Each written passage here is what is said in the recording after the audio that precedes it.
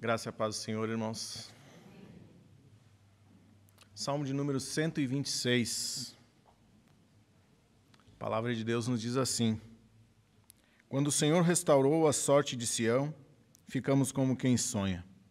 Então, a nossa boca se encheu de riso e a nossa língua de júbilo. Então, entre as nações se dizia: grandes coisas o Senhor tem feito por eles. Com efeito, grandes coisas fez o Senhor por nós e por isso estamos alegres. Restaura, Senhor, a nossa sorte, como as torrentes no Neguebe. Os que com lágrimas semeiam, com júbilo ceifarão. Quem sai andando e chorando enquanto semeia, voltará com júbilo, trazendo os seus feixes. Até aqui a leitura da palavra de Deus. Vamos ter mais um momento de oração? Senhor, acabamos de ler a Tua santa e inerrante palavra, Senhor. Que o Teu Espírito Santo, ó Pai, aplique as verdades desse texto que acabamos de ler aos nossos corações e mentes, de forma que sejamos desafiados, ó Pai, a mudar nossas ações, mudar nosso estilo de vida, Senhor, para que se adeque, ó Pai, à Tua palavra. Senhor, abençoa-nos de tal forma, Senhor, que não sejamos apenas ouvintes dela, leitores dela, mas também praticantes da Tua santa palavra. Essa é a nossa oração, Pai, em nome de Cristo Jesus. Amém. Miguel de Cervantes disse que a ingratidão é filha da soberba. E não é? Aquele que se acha autossuficiente, normalmente é ingrato, pois ele sempre pensa que ele pode fazer melhor do que aquilo que foi feito. E nós poderíamos acrescentar aqui que a apatia é neta da soberba e, por consequência, filha também da ingratidão. Porque a ingratidão leva à apatia, leva a alguém não fazer nada. A verdade é que o ingrato, ele nada produz. Ele só acha que poderia fazer melhor. Não tem um coração grato, acha-se autossuficiente e, portanto, ele reclama do que é feito, mas não faz nada. O ingrato nada produz. Ele apenas está se regozijando na sua própria vanglória. Depois de 70 anos no cativeiro, Deus liberta o seu povo da escravidão da Babilônia. E Israel volta à sua terra, à sua pátria. Destirou aquele povo com mão forte e poderosa das garras do inimigo e os trouxe de volta para a sua terra. E essa libertação, ela gerou uma grande exultação, grande alegria entre o povo de Deus. Também gerou um forte impacto entre as nações naquela época. Este salmo é um salmo pós-exílio. É um salmo que foi escrito depois dessa grande volta à Terra Prometida. O povo volta, estava ali escravo por 70 anos, e volta para a sua terra. Aquela libertação tão aguardada, tão desejada, agora chegou. E então o salmista nos dá esse maravilhoso salmo. E como nós podemos ver, é Deus sempre quem age em primeiro lugar. A verdade é que nós amamos a Deus porque Ele nos amou primeiro. Deus nunca está em dívida conosco. Deus nunca está nos devendo algo. Nós nunca fazemos algo que gere algo que Deus tenha que reagir às nossas ações. Não. Somos sempre nós que reagimos às ações de Deus. E o que nós temos aqui são preciosas respostas que o salmista nos ensina para uma grande libertação. E esse salmo aqui, ele consiste de 3 partes. Primeiramente, o salmista ele exorta os fiéis ali, que haviam regressado do cativeiro, à gratidão. E ele enaltece de modo sublime a graça que Deus exibiu naquele grande livramento, para que mostrasse, sem dúvida alguma, que eles estavam sendo trazidos de volta à sua pátria pela mão poderosa de Deus. Era Deus quem estava agindo. Não era uma conjuntura de fatos políticos, de circunstâncias que trouxe o povo de volta à Terra Prometida. Não foi o favor de homens poderosos que trouxe o povo de volta.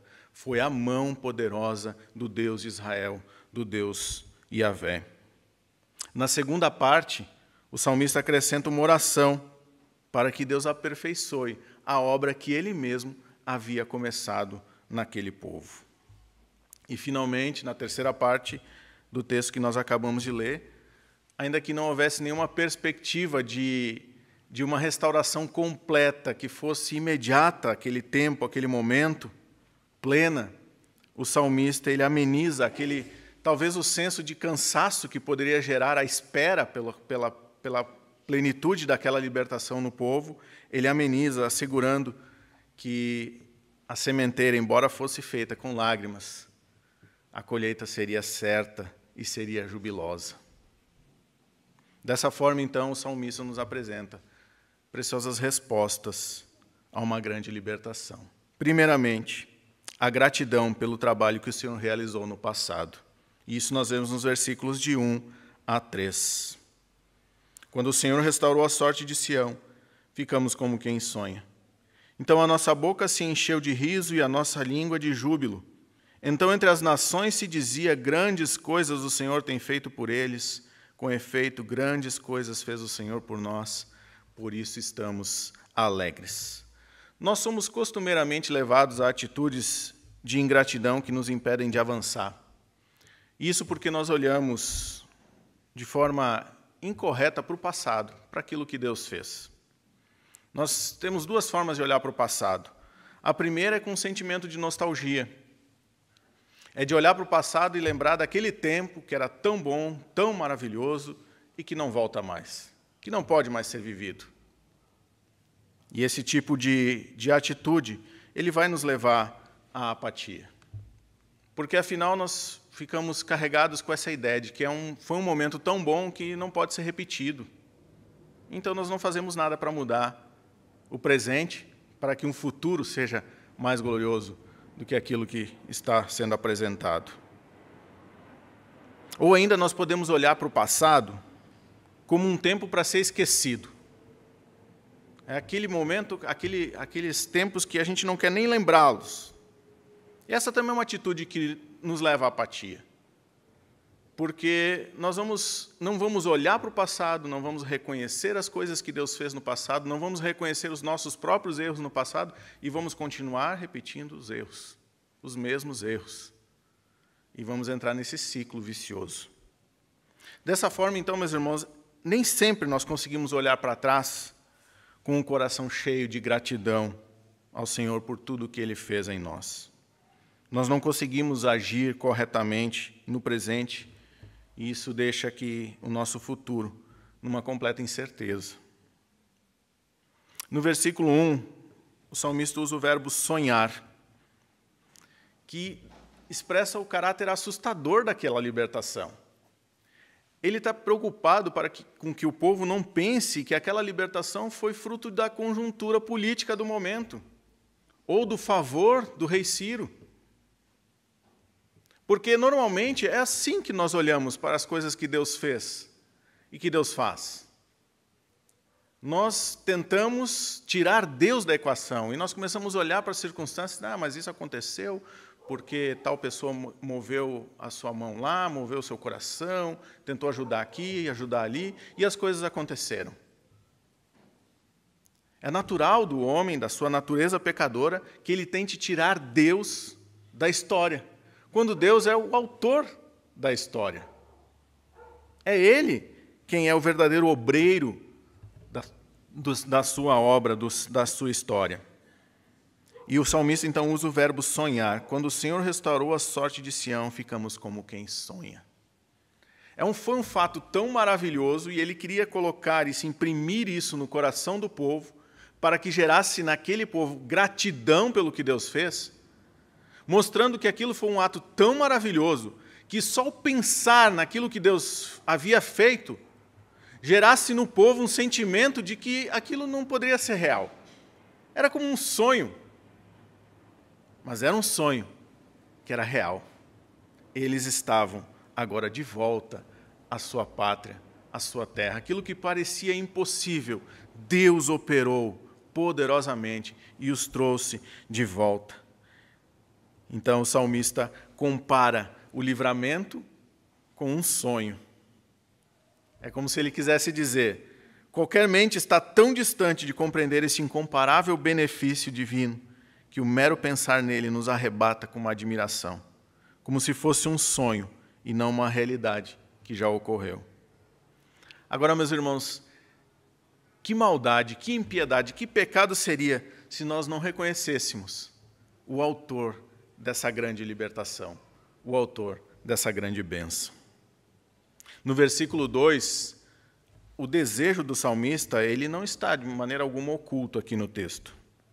Ele deseja que aquele povo que agora está feliz, que se regozija por causa do seu regresso, não esqueça da graça de Deus. Por isso ele descreve um júbilo extraordinário, de tal natureza que encha completamente a mente deles e os impulsione, os motive a exaltarem a Deus com suas vozes, com seus gestos, com suas vidas, glorificarem a Deus e serem gratos a Deus. Então a nossa boca se encheu de riso e a nossa língua de júbilo. O riso não foi produzido, foi a boca deles foi enchida com riso e a língua com júbilo, por conta daquilo que Deus havia feito, um sonho realizado. Quem já não viveu isso? Aquele sonho, aquele objetivo que buscava com tanto empenho, e que quando de repente você conquista ele, você não consegue conter o riso, você não consegue conter a alegria, a felicidade por realizar esse sonho. Esse era o sentimento do povo diante daquilo. O coração deles estava completamente grato, cheio de gratidão diante do Senhor. Houve um grande e um maravilhoso motivo para que a boca deles se enchessem de riso e a língua deles de júbilo, de alegria. Por quê? Porque grandes coisas o Senhor tem feito por eles. Essa ação poderosa de Deus fez até com que cegos vissem. Porque nós sabemos que os cegos, os ímpios, são cegos para a obra de Deus, para aquilo que Deus faz. Mas aqui nós vemos que os ímpios, as nações, entre as nações se dizia: grandes coisas o Senhor tem feito por eles. Aquilo que Deus fez no meio do seu povo gerou um impacto não só no povo, mas entre as nações da terra. De forma que cegos podiam ver aquilo que Deus havia feito com mão poderosa. O que avulta ainda mais o pecado da ingratidão do povo de Deus. Quando ao olhar para o passado, para aquilo que Deus havia feito, não reconhece a mão poderosa de Deus operando ali. Até os ímpios viam. A verdade é que isso muitas vezes acontece em nossas vidas. Deus opera de forma maravilhosa e nós, com corações ingratos, não somos capazes de ver. E aqueles que estão à nossa volta, ímpios, muitas vezes percebem aquilo que Deus tem feito na nossa vida. E nós não conseguimos ver isso. Quanta impiedade há nesse tipo de ação, nesse tipo de resposta. Mas a resposta piedosa é um coração cheio de gratidão a Deus. E por isso, no versículo 3, o salmista diz: com efeito, grandes coisas fez o Senhor por nós, e por isso estamos alegres. Aquele canto de júbilo pelo que Deus fez, que estava na boca também dos ímpios, grandes coisas fez o Senhor por eles, agora o salmista clama para que o povo declare isso. Grandes coisas fez o Senhor por nós, e por isso nós estamos alegres. Que maravilha, meus irmãos, nós podemos perceber essa grande ação de Deus. A primeira resposta preciosa que nós encontramos nesse salmo para a grande libertação do Senhor é a gratidão por todo o trabalho que o Senhor já fez no passado. E quando nós olhamos também para o nosso passado, nós vamos notar que Deus nos tirou da escravidão para a liberdade, nos tirou das trevas, nos tirou da morte e nos trouxe para o reino da sua luz, nos trouxe para a vida. Ele quebrou o nosso jugo. Ele despedaçou os grilhões que nos aprisionavam do pecado. Jesus nos redimiu de uma terrível condenação, de um terrível cativeiro, muito pior do que os 70 anos na Babilônia. Nós vivíamos debaixo da opressão cruel do pecado, e Cristo nos libertou. E hoje nós somos livres, livres em Cristo Jesus. Somos herdeiros de Deus e estamos assentados com Cristo nas regiões celestiais. Acima de todo o principado, de toda a potestade. Deve haver um cântico nos nossos lábios, deve haver riso no nosso rosto diante de tal libertação. Deve haver festa na nossa alma quando nós olhamos para trás e vemos o que Cristo fez por nós, o que Deus operou em nossas vidas. No contexto das preciosas respostas a essa grande libertação, o salmista apresenta, em segundo lugar, a dependência do Senhor para a realização do seu trabalho. Isso nós encontramos no versículo 4. Restaura, Senhor, a nossa sorte, como as torrentes no Negueb. Nós temos aqui o salmista fazendo uma oração para que Deus ajunte o restante dos cativos. E essa oração está aqui para que aqueles que voltaram à terra prometida não esquecessem daqueles que ficaram ainda na Babilônia. Porque nós sabemos que a volta não foi completa, não foi todo o povo que voltou e não voltou de uma vez só. Houveram mais de uma viagem de volta à terra e alguns não voltaram. Alguns se apaixonaram pela terra do cativeiro e não quiseram voltar.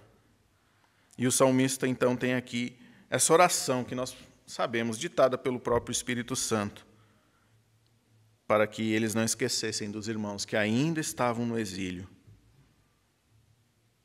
Nós também precisamos notar que o estado da pátria de Israel que eles encontraram quando voltaram não era dos melhores. A situação que eles estavam vivendo não era das melhores. Agora eles chegam de volta à sua terra, mas o templo está em ruínas, a cidade está em ruínas. E quem está habitando naquela terra? Seus grandes inimigos.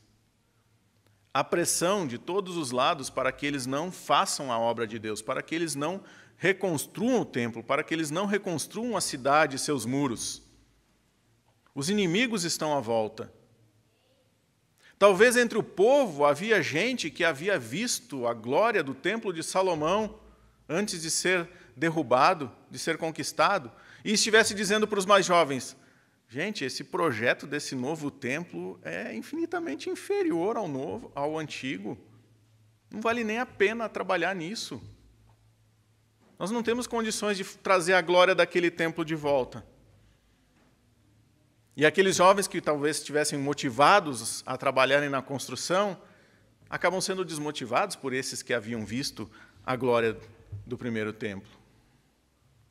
É por isso que nós vemos na própria Escritura Deus levantando profetas como Ageu e Zacarias, para motivar o povo à obra, para que o povo trabalhe, para que o povo opere na reconstrução do templo e da cidade. Nós precisamos perceber isso. Por isso essa oração se torna tão necessária. É por isso que essa resposta com uma súplica, com uma oração de dependência ao Senhor diante do grande livramento é tão necessária. Restaura, Senhor, a nossa sorte como as torrentes no Negueb. As torrentes no Negueb eram rios temporários que corriam no deserto durante o período de cheias, que rasgavam aquela terra seca do deserto e criavam vida, traziam vida no deserto. Essa é a ideia de restauração que o salmista traz, restauração espiritual, para que aquela vida que talvez ali estivesse olhando para as circunstâncias, para os irmãos que ficaram, para os inimigos ao seu redor, para a quantidade de trabalho que havia de ser feita ainda, em vez de estarem desmotivados com isso, que não. O salmista pede que Deus restaure as vidas deles, como Ele restaura a vida no deserto, com essas torrentes, com esses rios temporários que correm e rasgam o deserto. Que oração maravilhosa de dependência. Perceber e ser grato pelo aquilo que Deus fez no passado e olhar para o presente e perceber que nós não temos controle sobre o presente também. Perceber que mesmo as ações poderosas de Deus no passado também não garantem um presente glorioso. Não. O trabalho ainda precisa ser feito. A obra de Deus ainda precisa ser feita. E como nós já vimos aqui nesta manhã, é um privilégio nós termos sido inseridos nesta obra. Em resposta, então, a essa grande libertação, o salmista voltou os olhos do passado para o presente e percebeu, então, que aquelas vitórias do passado elas não servem para manter de pé o hoje. E esse mesmo salmista que estava exultante com a libertação, ele clama, então, restaura, Senhor, a nossa sorte. O passado de glória estava transformado naquele momento num deserto cinzento, com pouca perspectiva de futuro. A certeza da reconstrução não era tão certa no coração do povo naquele momento. E as vitórias do passado, elas não eram suficientes para torná-los vitoriosos naquele presente. Meus irmãos, todo dia é tempo de andar com Deus. Todo tempo é tempo de estar com Deus, na presença do Senhor. Nós não podemos viver no passado. Nós não podemos morar na saudade. Não, de forma alguma. Nós precisamos depender de Deus a todo tempo. E mais que isso, nós precisamos saber que nós não temos forças para mudar o nosso presente, para mudar a nossa própria sorte.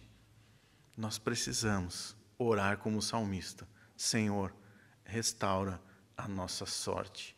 É Ele quem opera, é Ele quem trabalha.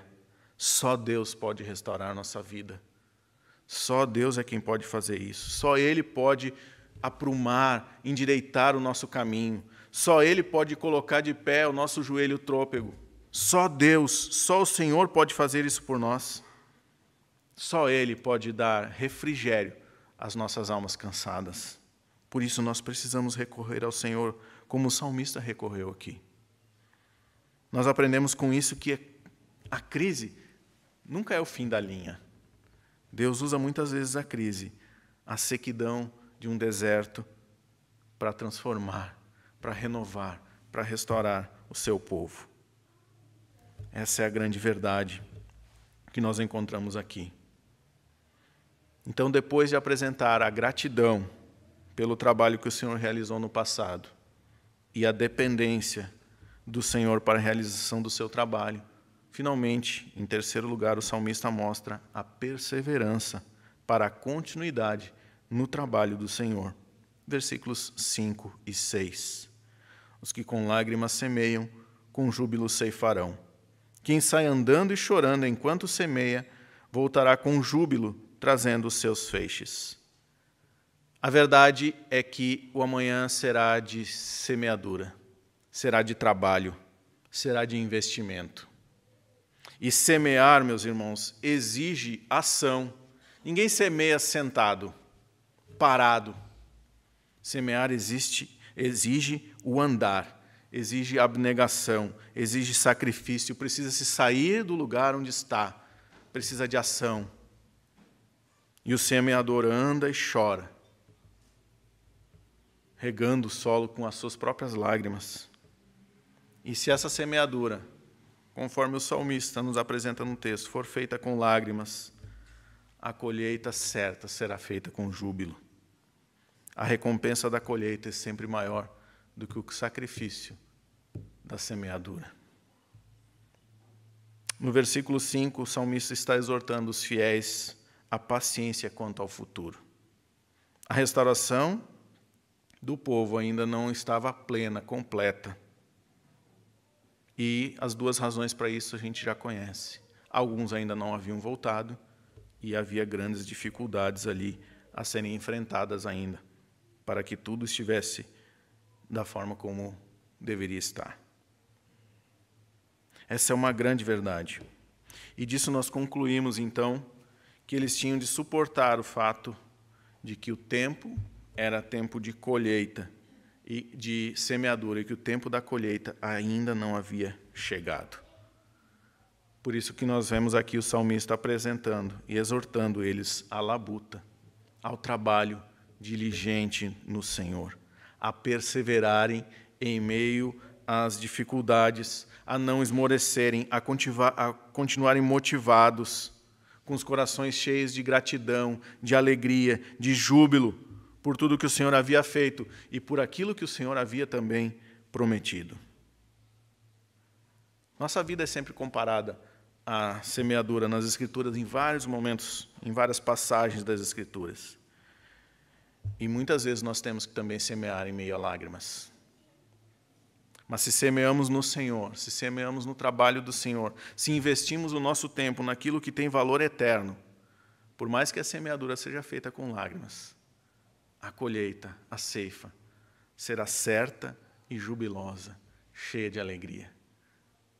Afinal, no último texto da nossa Bíblia, Deus diz que Ele, no paraíso, no céu, enxugará toda a nossa lágrima. E mais que isso, Ele não apenas enxugará as lágrimas, mas nós seremos cheios de um júbilo completo, pleno, sem qualquer tipo de interferência da nossa carne pecadora mais, da nossa natureza pecadora. Esse é o futuro que está reservado. Por mais que a nossa semeadura seja feita com lágrimas aqui, nós temos essa plena certeza no nosso Senhor de que na glória nossa lágrima será enxugada e a nossa boca será cheia de riso e a nossa língua de júbilo no Senhor.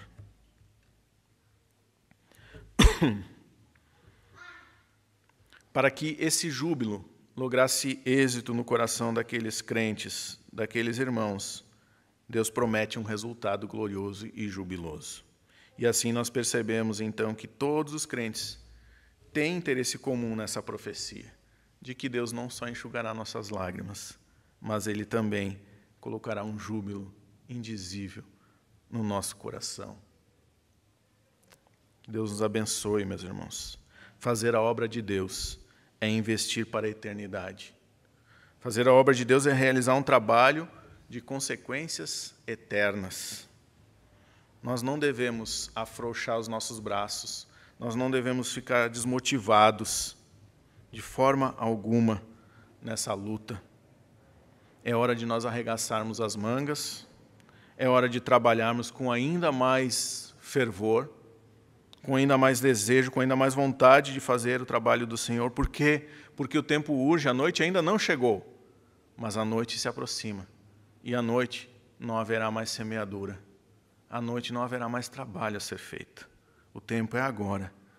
Hoje é o tempo que Deus nos convoca para trabalharmos na sua obra, para sermos seus cooperadores.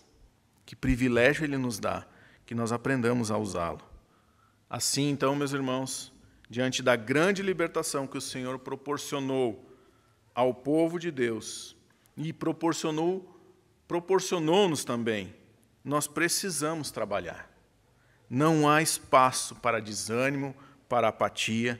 Nós precisamos trabalhar, mas não na força do nosso braço. Não, na força do Senhor.